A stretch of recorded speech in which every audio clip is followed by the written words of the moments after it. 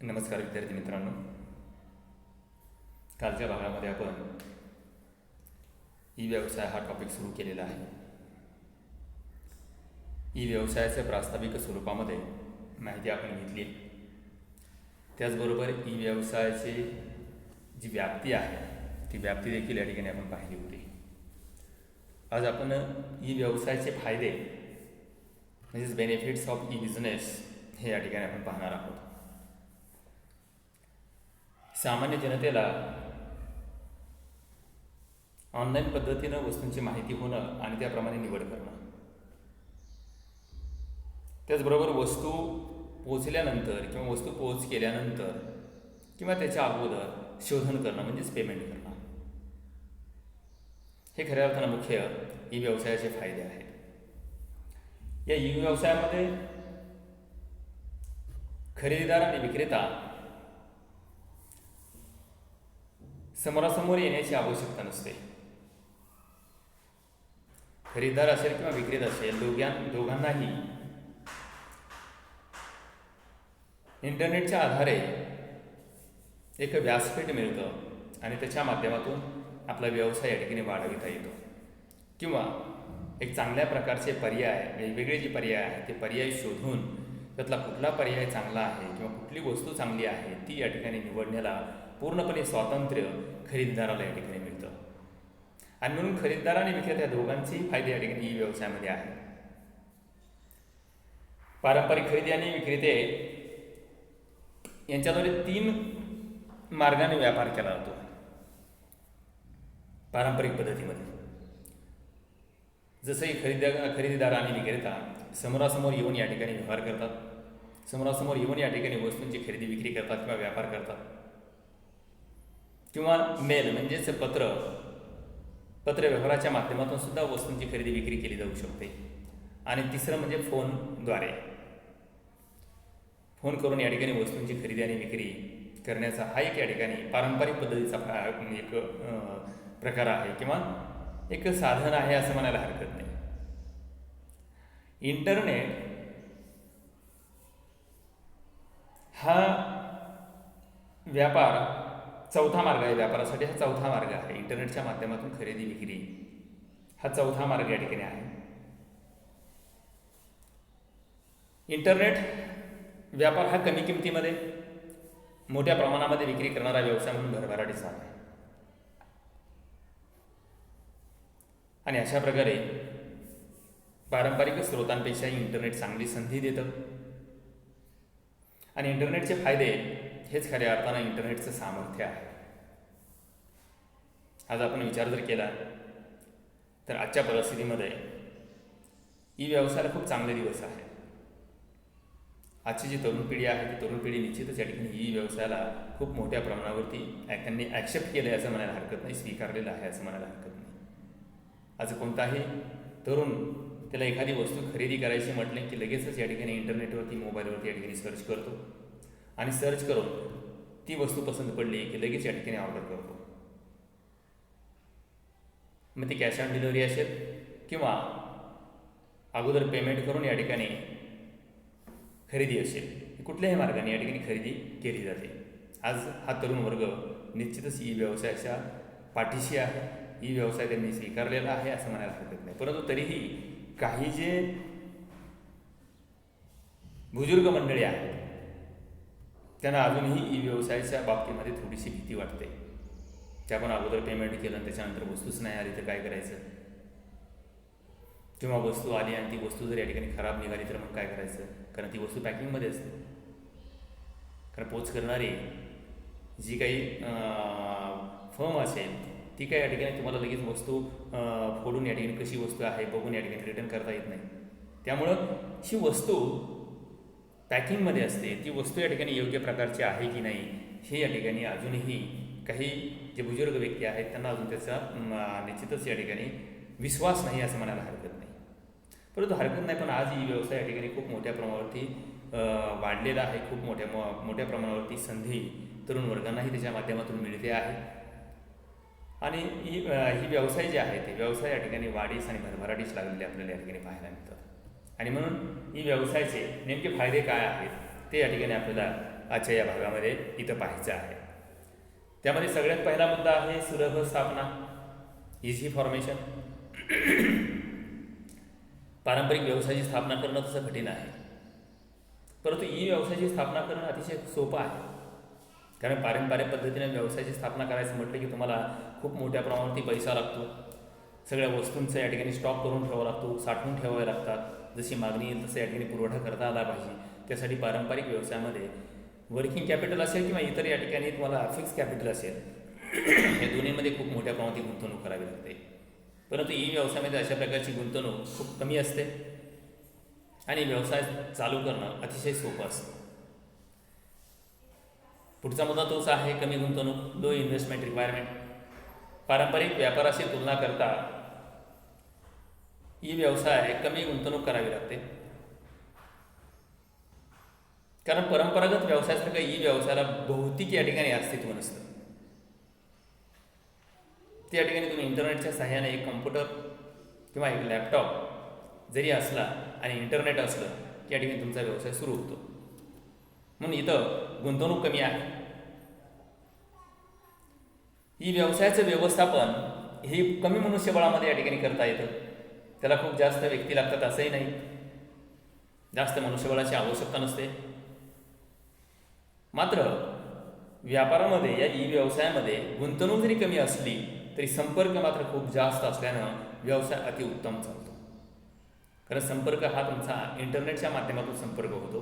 तुम्ही इंटरनेटवर तुमच्या ई व्यवसायाची माहिती या ठिकाणी अपलोड केली की जगभर कुठंही या ठिकाणी त्या व्यवसायाची जाहिरात या ठिकाणी पाहिली जाते, त्या व्यवसायाची वेबसाईट पाहिली जाते, त्याच्या माध्यमातून वस्तू खरेदी आणि विक्रीचे व्यवहार देखील होत असतात. आणि म्हणून इथं गुंतवणूक जरी कमी असली तरी व्यापाराच्या दृष्टिकोनातून जो तुम्हाला संपर्क पाहिजे तो संपर्क खूप जास्त या ठिकाणी असतो. आणि म्हणून या ठिकाणी ही व्यवसाय अतिउत्तम पद्धतीनं चांगल्या पद्धतीनं चालतो असं म्हणायला हरकत नाही. त्यानंतर सुविधा, कन्व्हिन्स. वर्षातून 24 तास 7 दिवस 365 दिवस इंटरनेट सुविधा देते. कधीच इंटरनेटची सुविधा बंद नसते. म्हणजे व्यवसाय कधीही सुरू करता येतो, त्याचबरोबर त्यामध्ये बदलही या ठिकाणी करणं शक्य असतं. आणि म्हणून इलेक्ट्रॉनिक माध्यमाद्वारे सक्षम आणि वृद्धिंगत झालेला व्यवसाय कधीही कोणत्याही ठिकाणी या ठिकाणी कोणत्याही वेळेला करता येतो आणि त्याचा फायदाही या ठिकाणी होतो.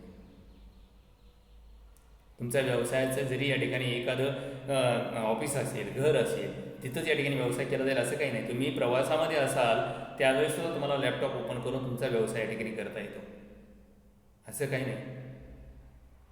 म्हणजे 365 दिवस एकही मिनिट या ठिकाणी इंटरनेट कुठं बंद पडलेलं दिसत नाही. आणि म्हणून इंटरनेटच्या सहाय्यानं 24 तास 365 दिवस हा व्यवसाय या ठिकाणी सतत चालूच असतो. कधीही या ठिकाणी बंद होत नाही, कधीही इंटरनेट बंद होत नाही. आणि त्यामुळे व्यवसाय या ठिकाणी कधी बंद होत नाही, व्यवसाय सतत या ठिकाणी चालू राहतो. म्हणजे हे कन्व्हिनियन्स आहे. खूप या ठिकाणी सुविधा या व्यवसायाच्या माध्यमातून, ही इंटरनेटच्या माध्यमातून निश्चितच ही सुविधा उपलब्ध असते. त्यानंतर वेग. यामध्ये जी काही माहिती आहे ती माहिती अतिशय आकर्षक पद्धतीनं आणि वेगानं या ठिकाणी मिळते. कारण इंटरनेटच्या सहाय्यानं एका क्लिकवरती खरेदी आणि विक्रीच्या माहितीची देवाणघेवाण या ठिकाणी केली जाते. एक क्लिक जरी तुम्ही या ठिकाणी कम्प्युटरला किंवा तुमच्या लॅपटॉपला किंवा तुमच्या मोबाईलवरती क्लिक केलं की माहितीची देवाणघेवाण लगेच या ठिकाणी होत असते. आणि त्यामुळे खरेदी विक्रीचा व्यवहारसुद्धा तात्काळ या ठिकाणी होतो. म्हणजे या व्यवसायाला वेग अतिशय जास्त आहे. जास्त वेगानं ह्या ठिकाणी हा व्यवसाय केला जाऊ शकतो, कारण खूप जास्त स्पीड या ठिकाणी असते. त्यानंतर जागतिक प्रवेश. इंटरनेट खरोखरच सीमाविरहित व्यापार आहे. एकीकडे विक्रेत्यास या जागतिक बाजारपेठेत प्रवेश करण्यास अनुमती देतात, तर दुसरीकडे खरेदीदारास जगातील बहुतेक कोणत्याही भागातून उत्पादन निवडण्याचं स्वातंत्र्य या ठिकाणी दिलं जातं. यामध्ये खरेदीदार आणि विक्रेता समोरासमोर येण्याची आवश्यकता नाही. इंटरनेटच्या सहाय्याने तुम्ही कुठंही या ठिकाणी असाल, कुठेही तुम्ही या ठिकाणी तशा प्रकारचे इंटरनेट ओपन केलं, वेबसाईट ओपन केली किंवा तुम्हाला जी हवी असणारी वस्तू सर्च केली तर तुम्हाला या ठिकाणी कधीही ती उपलब्ध होते. जगामध्ये कोणत्याही खेड्यामध्ये कानाकोपऱ्यामधून अशा प्रकारची ऑर्डर येऊ शकते आणि ती ऑर्डरसुद्धा आपण या ठिकाणी पूर्ण करू शकतो. आणि म्हणून सर्वसामान्य जे व्यावसायिक आहेत त्या व्यावसायिकांना जागतिक बाजारपेठेमध्ये प्रवेश करण्याची संधी या ई व्यवसायाने दिली असं म्हणायला हरकत नाही. जे पूर्वीचे पारंपरिक व्यवसाय आहेत त्या पारंपरिक व्यावसायिकांना सुद्धा आता इंटरनेटच्या माध्यमातून ई व्यवसायाच्या माध्यमातून जागतिक बाजारपेठेमध्ये प्रवेश करणं आता सहज शक्य झालेलं आहे असं म्हणायला हरकत नाही. म्हणजेच इंटरनेटच्या माध्यमातून तुम्हाला वस्तू निवडण्याची संधी या ठिकाणी मिळते आणि केव्हाही या ठिकाणी वस्तू निवडून आपण आपली वस्तू विकत घेऊ शकतो. त्यानंतर कागद विरहित समाजाच्या दिशेने हालचाली. इंटरनेटच्या वापरामुळं कागदी कामावरती अवलंबून राहण्याचं प्रमाण आता कमी झालेलं आहे. नोंदी ठेवणं असेल, संदर्भ घेणं असेल, हे सगळं इंटरनेटमुळं सहज या ठिकाणी सोपं झालेलं आहे. कारण आपण आपली माहिती इंटरनेटवरती कम्प्युटरवरती स्टोअर करू शकतो. त्यामुळे आता तुम्हाला निश्चितच अशा प्रकारचे कुठलेही कागदपत्र इथं ठेवण्याची आवश्यकता नाही. कागद विरहित तुम्ही आपला व्यवसाय करू शकता. हे या ठिकाणी अतिशय महत्त्वाचं आहे. आणि म्हणून इंटरनेटच्या वापरामुळं कागद विरहित अशा प्रकारचा व्यवसाय सुरू झाला आहे असं म्हणायला हरकत नाही. त्यानंतर सरकारचा पाठिंबा.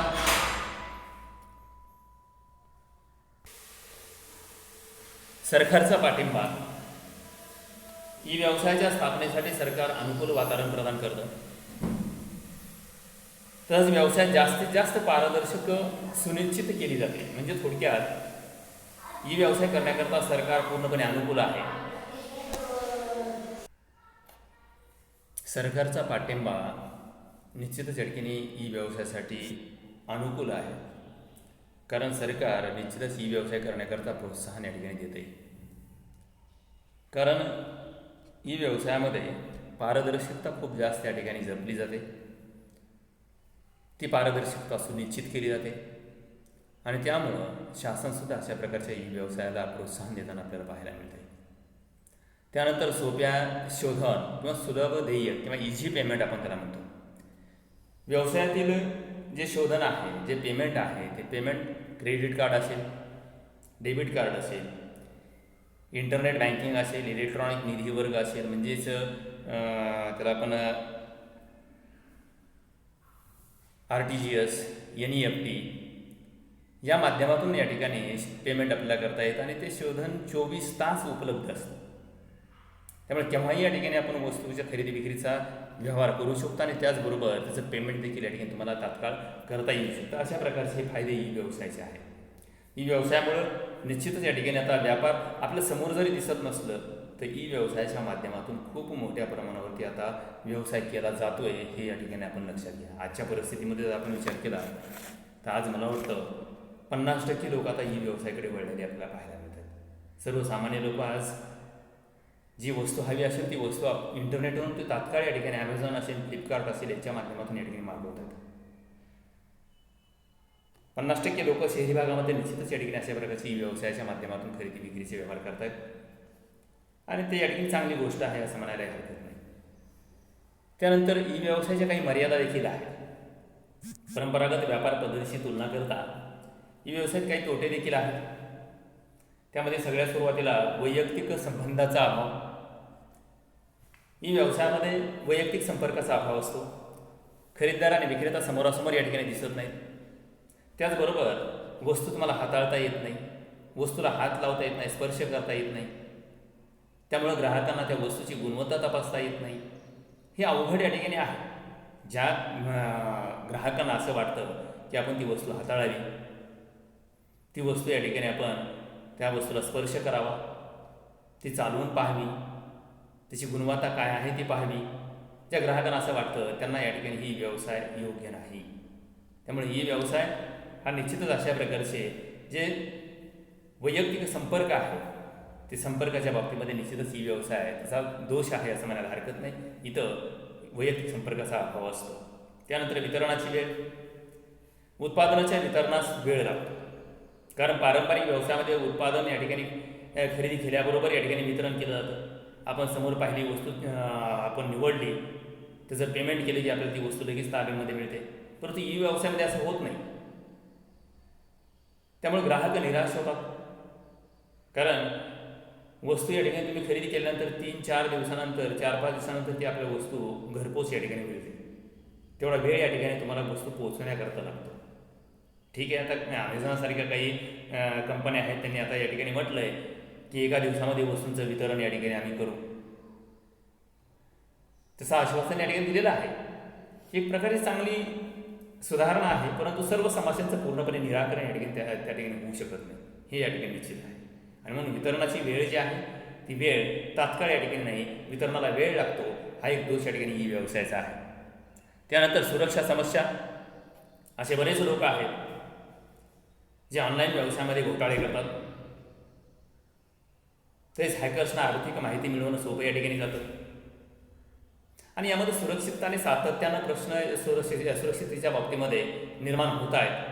आणि यामुळे संभाव्य ग्राहकांना त्रास होतो. संभाव्य ग्राहक या ठिकाणी भविष्यात आपण या ठिकाणी खरेदी करणार आहोत, परंतु असे जर काही घोटाळेबाज असतील तर आपण म्हणा नको या ठिकाणी अशा प्रकारच्या वस्तू खरेदी करायला, कारण असे घोटाळे होत आहेत आणि आपल्या या ठिकाणी पैसे बुडण्याची शक्यता आहे.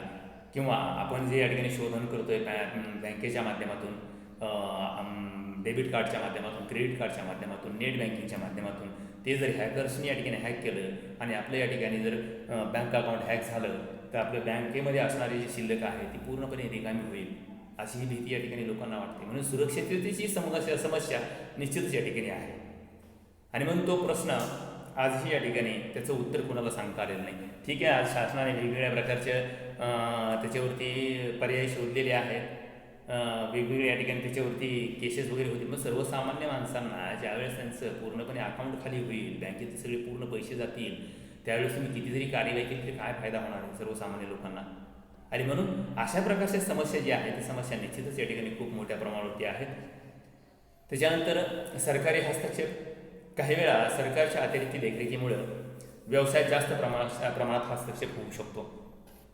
आज मला वाटतं सरकार सतत या ठिकाणी ई व्यवसायाच्या बाबतीमध्ये सतत त्याच्यामध्ये कुठं ना कुठेतरी हस्तक्षेप करत असतं. तुम्ही असं करा, तुम्ही तसं करा. हे करत असताना तुम्ही त्याची माहिती या ठिकाणी द्या, माहिती सबमिट करा शासनाच्या ऑफिसमध्ये. ही जी आहे सरकारी हस्तक्षेप, त्याच्यामुळे सुद्धा या ठिकाणी व्यवसाय वाढीसाठी अडथळे निर्माण होत असतात. आणि त्यामुळे ई व्यवसाय या संदर्भात सुद्धा एक तो दोष आहे सरकारी हस्तक्षेपाचा, असं म्हणायला हरकत नाही. त्यानंतर जास्त जोखीम. ग्राहक आणि विक्रेता यांच्यात थेट संपर्क नसल्यामुळं जास्त जोखीम दिसून येते. आणि फसवणूक झाल्यानंतर कायदेशीर कार्यवाही करणं सुद्धा या ठिकाणी कठीण झालं. तर कायदेशीर कारवाई करायचं म्हटल्यानंतर त्याचा शोध घेणं तसं या ठिकाणी कठीणच आहे. कधी कधी शोध लागतो कायदेशीर कार्यवाहीमध्ये, जर काही अशा प्रकारची फसवणूक झाली तर. परंतु केव्हा केव्हा या ठिकाणी तशा प्रकारची या ठिकाणी सापडत नाही ई व्यवसायामध्ये फसवणूक झाल्याची. ही या ठिकाणी अडचणी आहे. परंतु एक गोष्ट खरी आहे, ग्राहक आणि विक्रेता या दोघांनाही खऱ्या अर्थानं जोखीम आहे असं म्हणायला हरकत नाही. कारण त्यांच्यामध्ये थेट संपर्क नसतो आणि थेट संपर्क नसल्यामुळं जास्त जोखीम या ठिकाणी दिसून येते असंही म्हणायला या ठिकाणी हरकत नाही. आणि थोडक्यात ही ई व्यवसायाच्या मर्यादा आहेत किंवा तोटे आहेत असं म्हणायला हरकत नाही. आजच्या भागामध्ये आपण ई व्यवसायाचे फायदे आणि ई व्यवसायाच्या मर्यादा या ठिकाणी पाहिल्या. आजच्या भागामध्ये आपण इथेच थांबूया. धन्यवाद.